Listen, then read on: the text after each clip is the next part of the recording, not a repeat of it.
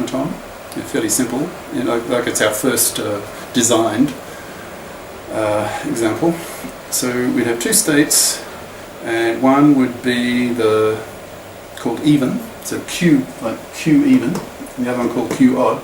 And Q even, the automaton would be in that state if, so far, as it's reading, present tense, as it is reading the input string, so far it has come across an even number of ones. Okay? So that would be the current state, if that's true, that it so far has read an even number of ones. And it's in state Q odd if so far it has read an odd number of ones. Okay? That was the logic we came to at the last session. Right? Now, so we're now at the point of thinking about, well, what transitions would we need? In fact, once you've decided what the state should be, that's sort of, let's say, more than half of the battle over, right?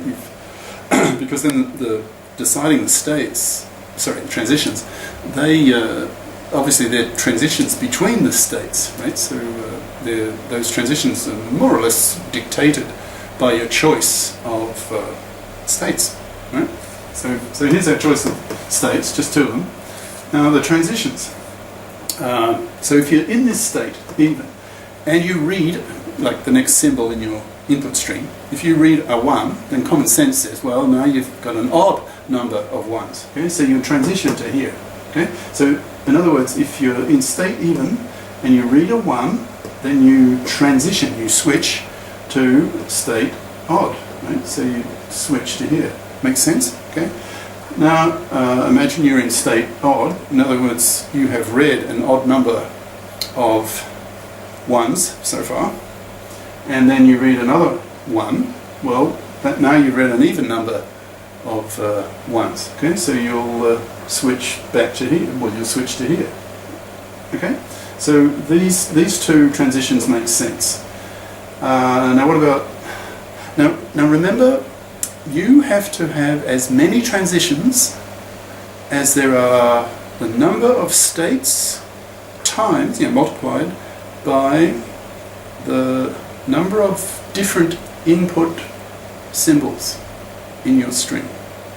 Does that make sense? Does that sound plausible to you? Okay. So our alphabet is size 2, it's just 0 and 1, and we have 2 states. And therefore we need 2 times 2 transitions, possibilities. Okay, so 1, 2, 3, 4, makes sense. 2 by 2, 4. Alright? So if we're in state even, and then we read a 0, well, we don't change the number of ones, right? So if we read a 0, we just go back to where we were. And if we've read an odd number of ones, in other words, we are in state odd, and we read a 0, well, it doesn't change anything, right? So we just stay there. So the 0 transitions here, they just loop back to the same state. Okay? So we're nearly finished. Now, how about the start state and the accept states? Well, in this case, we'll probably only have one accept state, so singular. Okay. So where do we start? Well, when you start, the number of ones you have seen is 0, right? Because you haven't even read your first symbol. But 0 is an even number. Yeah, it's just an even number. 0 is an even number. All right. So make even your start state. Okay. So here's your start arrow telling you, which one's the start state. So put your start arrow here, so pointing to this. Now, if you finish reading the input string, you've done your job, well, almost. You finished the reading, at least, and you're in state odd, so you're in this state, and you finish the reading, therefore you should output accept, right? because you're in an accept state. Because Q odd, this state would be your accept state. Why? Well, because it's the odd. It means it's the number. Odd means that you have read an odd number of ones in your input stream. Okay, and that's so, and that's what you want. If you have read an odd number of ones in the input stream, then you want to output, the decision accept, because the automaton has, it's done its job. It has seen an odd number of ones in the input stream. Okay, so that'll be your accept state. Right? It's pretty simple. It's only a two-state machine, right? So I've written it out again. Now the only thing we've changed is I've put a double line around Q odd, because that's the accept state, and I've put a little arrow here, the detached arrow as the input, indicating the input state, which is even. Okay, so that's it. We've written up the state diagram, the state transition diagram for this problem.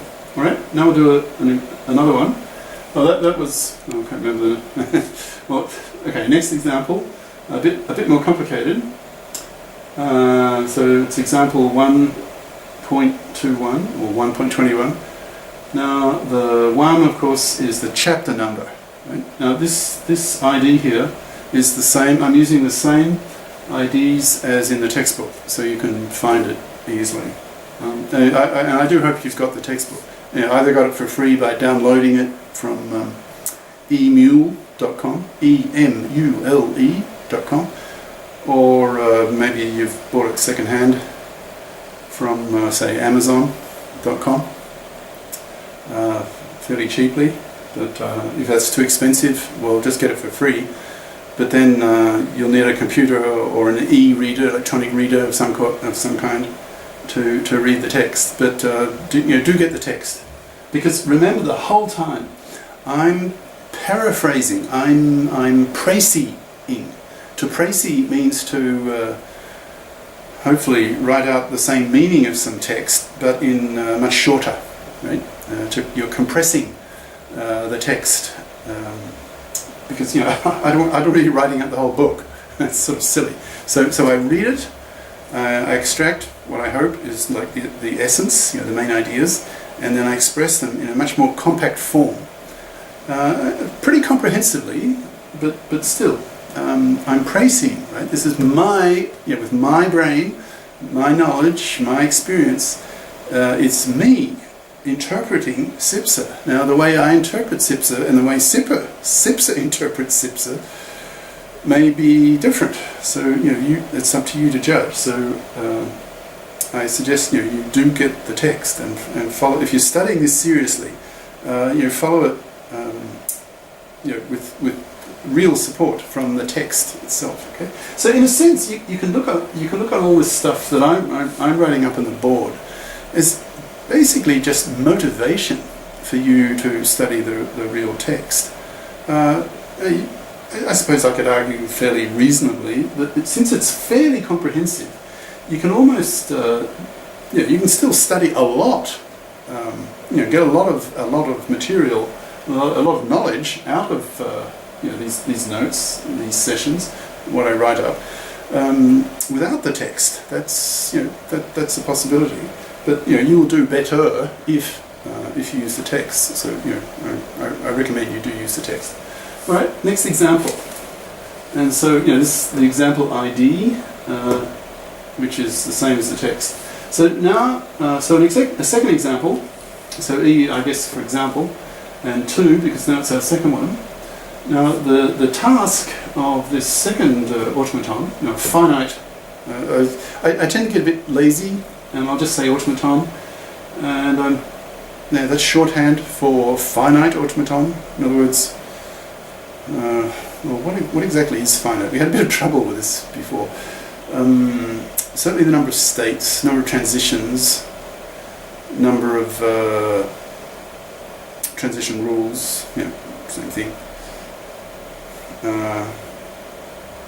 you have an infinite amount of time? Well, that was debatable. So, I don't know about that yet. It hasn't been discussed in the text so much. All right. Okay. So in this accepted example, the regular language that it will recognize. Remember what a regular language means? It just means it's some language that some automaton, in other words, finite automaton, recognizes. Right?